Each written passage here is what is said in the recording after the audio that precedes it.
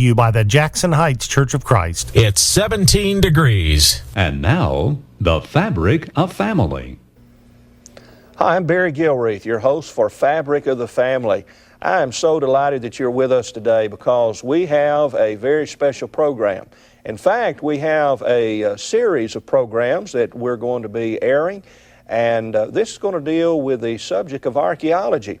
And you may be thinking to yourself, what does archaeology have to do with the family? Well, as you're going to find out today and in these other programs, actually it has a lot to do with the family.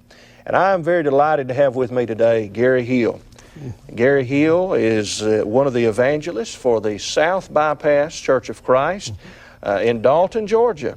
And Gary, we're just so delighted to have you with us. And since this is your first time to be on this program, maybe if you could just take a moment and just introduce yourself and tell us a little bit about you. Well, thank you, Barry, and I'm certainly glad to be here. And I'm raised in the area, raised in Somerville, Georgia, and been at South Bypass for the past year and a half, and been a gospel preacher for the last 20 years now. And you have kind of an interesting background in archaeology, don't you?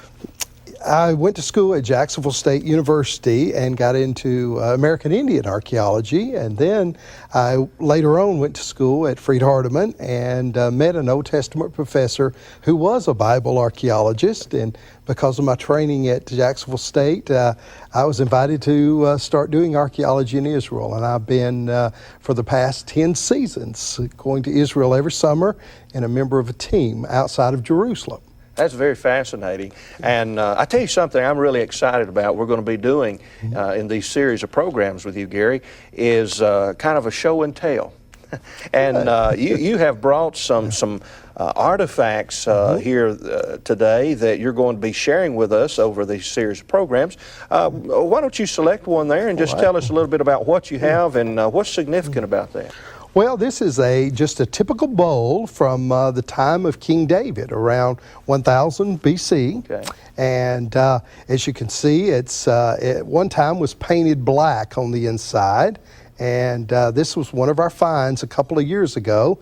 And most of the pottery we find is broken and we have to put back together. So when we find something on a dig that's still put together, we're real excited about it. And obviously, they didn't eat very much, Barry, because it's a small bowl. Portions. And they would have used this on their tables and to eat out of, probably put rice or beans or something like that in it. And it's just exciting to touch artifacts from the Bible times. And like I said, this is from King David's time and would have been very, very common. We found thousands of these. Like I said, most of the time they're broken and we have to put them back together.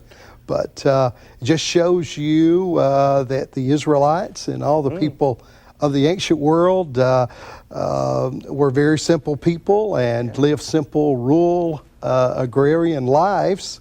And it's just exciting to find things like this. And you personally found this? I personally found this, right, and found it in a house. It was in a house? It was in a house, buried in a house, probably about chest deep from the top of the ground where it is today. And it was just really exciting to find. And pottery is what we find more than anything else.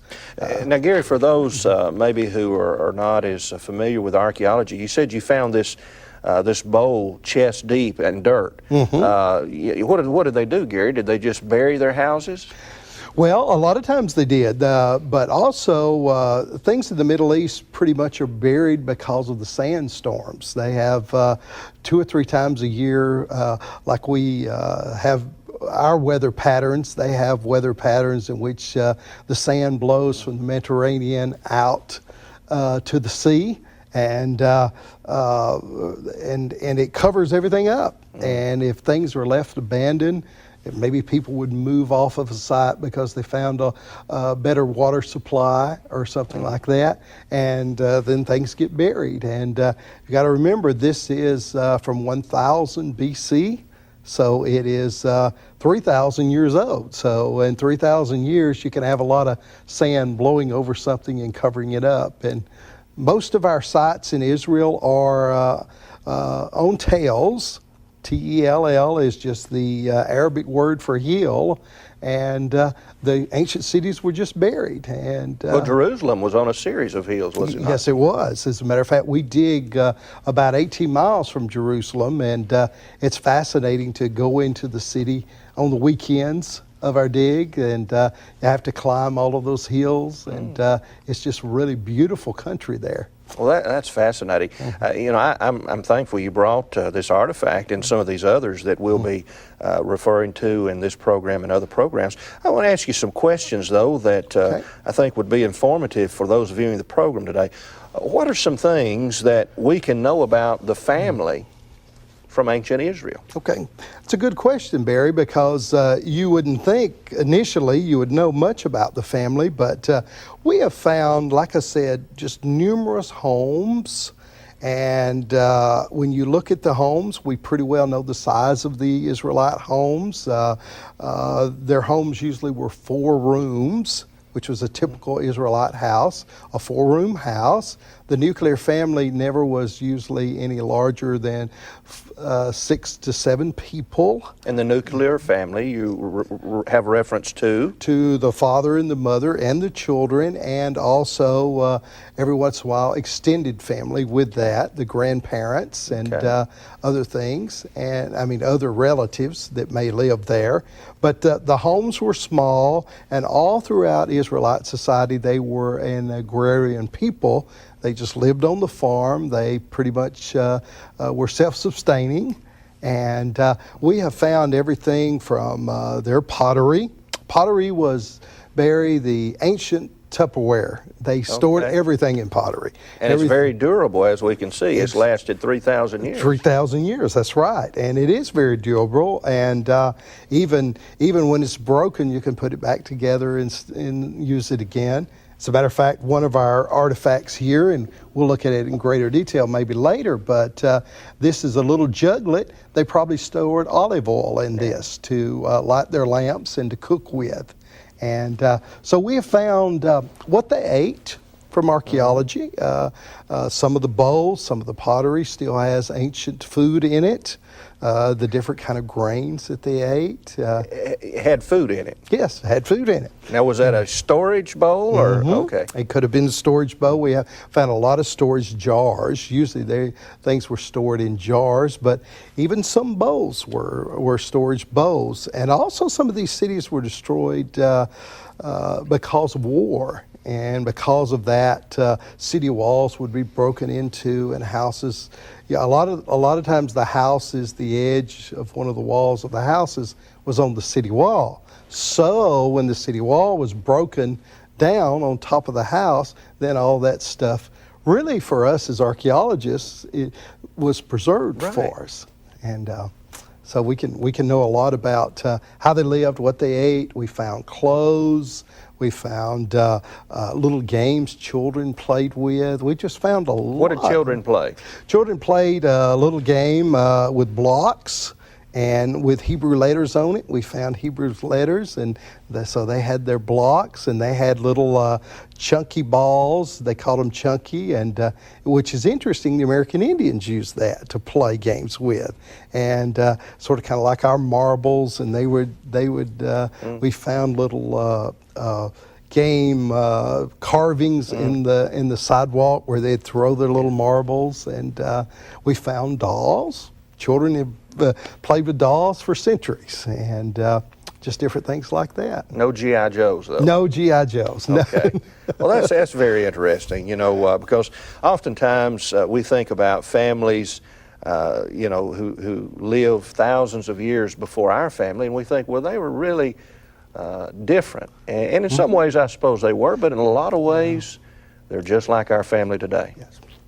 I think one of the interesting things about it, when we find something from an Israelite family of 2,000-3,000 years ago, that's one of the feelings we have, that we feel a kinship to them, and we're just amazed, Barry, at how they were like us.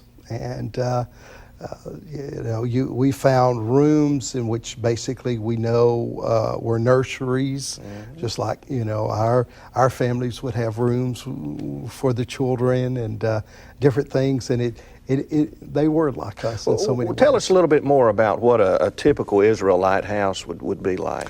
Okay, a typical Israelite house is 4 rooms, like I said, and on our site that we dig, at any given time, Barry, it was Canaanite, and then Philistine, and then Israelite. So you have 3 different civilizations there on the site. So the Canaanite houses and the Philistine houses are completely different than the Israelite houses. And how so? Well, one reason is the Canaanite and the Philistine houses were more elaborate. They had paintings and frescoes on the walls, and Philistine pottery, for an example. We get excited when we find Philistine pottery, Barry, because it's beautiful. They've had geometric designs on it. It's painted in red and black and everything. What does that suggest, though, about Israelite life versus some of the other nations that perhaps lived on those very same lands? I think one of the things that suggested, Barry, is that they lived a simpler life, a closer to nature life, a life in which their devotion to God and their dependence upon God for their daily blessings is certainly more evident. One interesting thing about that is, in the Old Testament, the Israelites were forbidden to eat pork. Well, when we're in the Philistine section and the Canaanite section, we found numerous pig bones. When you get to the Israelite section, you find none whatsoever. And so that's fascinating. But the Israelites were simpler. They lived simpler. They weren't as elaborate. And of course, I think a lot of the Canaanite and the Philistine motifs and paintings and everything had to do with their worship of all their false gods. And Israel came into the land from Egypt, of course, and it spent the 40 years in the wilderness. And we're just a simpler people, Barry. Archaeology points that out to us. But their houses are different, and that tells us we're in the Israelite section when we get to that unique house style. And when you say Israelite section, do you literally mean a different section of land, or are you talking about a layer of dirt? Different layer, and also sometimes section on the hillside. Our hillside is quite big, and you might be over to the left here, and that'd be the Canaanite part of the city, and then sort of in the middle, you might have the Israelite part. And again, the city walls changed. As a matter of fact, last year we found the oldest Canaanite early Bronze Age, time of Abraham, gate complex ever found in Israel. And that was exciting because if you remember, some of the Bible stories, Barry, the city gates is where the judges sit. The city gates is where they carried on trade. We found coins and Egyptian scarabs and goddesses figurines and things like that at the city gate, the Canaanite gate. Yeah. And again, Israel was a lot simpler. They lived a simpler life. Their pottery is simpler. It's not decorated. It's just utilitarian. And to me, I find that fascinating. They were closer to God, closer to nature. Well, another question that comes to mind has to do with the marriage relationships. That what do we learn from archaeology about marriage, about the husband-wife relationship? Well, of course, archaeology, Barry, is just a tool to illustrate and illuminate the Bible. And of course, we know what the Bible teaches, that God created man and woman, and that He intended marriage for one man with one woman for life. And in these small homes, these 4-room homes, all their homes were 4 rooms. In these small homes was where the nuclear family resided, and they supported themselves through agriculture, through small trade. And one of the things we find out about the family is ancient marriages were arranged by their parents. our modern system of two people, Barry, falling in love and getting married would be foreign to their thinking. In that day, they were taught, as we know, that a man and a woman got married and learned to love one another and were expected to stay together for life. I think that's fascinating because that certainly ties in with, the biblical teaching about what love is. Right. So many today, they think about, well, I fell in love with this person.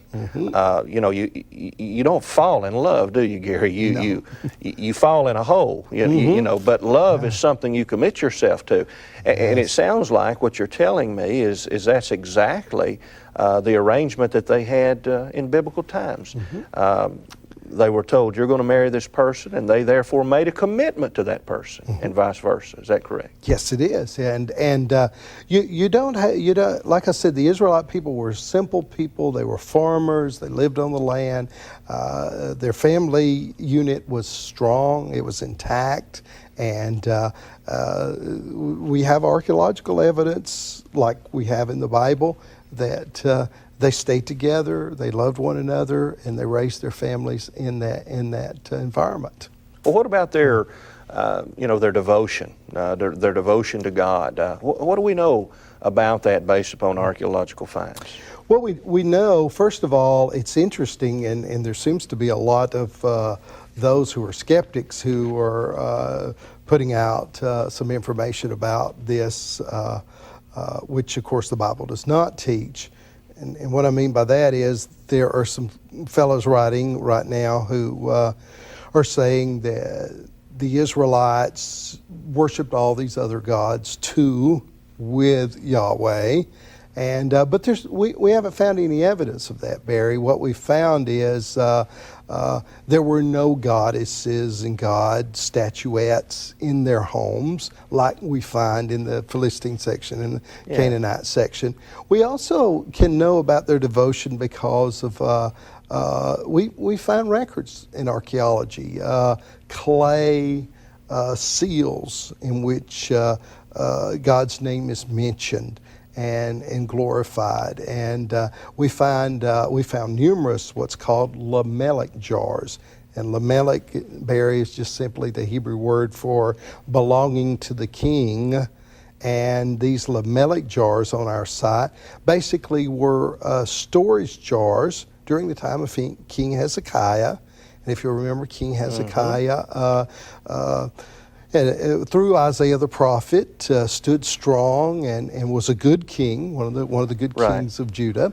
And archaeology has shown where he's gone to some of these sites in which the Israelites had drifted away from the true God and destroyed the false altars, which is just fascinating. We found altars that were destroyed and buried in the city walls during the time of Hezekiah, showing historical confirmation of the reforms that Isaiah the prophet led him to do.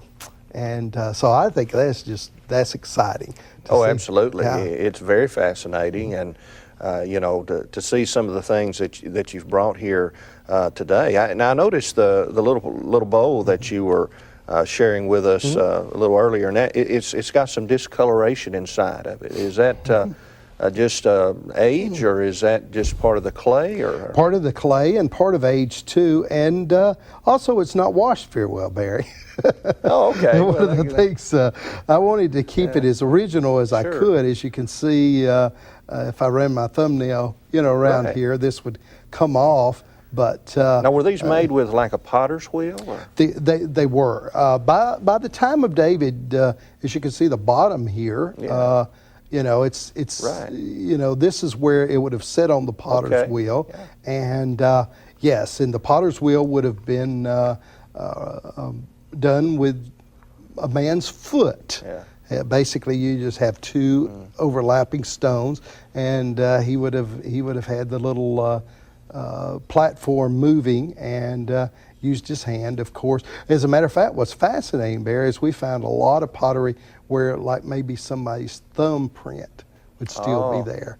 And I've always been fascinated. I wanted to, see what our CSI people would do with that. Oh, absolutely. Have a 3,000-year-old thumbprint and see. Well, I tell you what, Gary, this has been fascinating, and our time has expired. But I want to continue this with you. Okay. If we could come back and have you again on another program. But I want to thank you for being with us. Thank you for being with us for Fabric of the Family. Until next time, I'm Barry Gilreath. Let's make the most of a minute. The book of Proverbs is some of the most impressive reading you'll ever do. It's often as fresh as the morning paper. Proverbs 12, verse 4, for example, says, "A virtuous woman is a crown to her husband, but she that maketh him ashamed is as rottenness in his bones." I know a man who dearly loved his wife, but when she repeatedly strayed into adultery, she became as rottenness in his bones. Even after 20 years since he divorced her, he still hangs his head in pain and shame when he hears her name. Listen, build trust in your home. I think husbands and wives, in one way, ought to be able to take each other for granted. I mean, if he's late coming home, she should be able to take it for granted that he's working late and not with another woman. If she's late coming home, he should take it for granted that she's had a flat tire or some other benign reason, and not that she's with another man. If he's spending time on the internet, she can feel certain he's looking at the stock market or Bible programs or cars and not at pornography. Be sure that you never do anything to destroy that kind of trust in your marriage. Again, the Bible says, "A virtuous woman is a crown to her husband, but she that maketh ashamed is as rottenness in his bones." I'm Glenn Colley from GBN, hoping you make the most of your minutes. Speech on. Page 1 of 3. Favorites. Selected. Next. Dim. Selected. Screen recording. But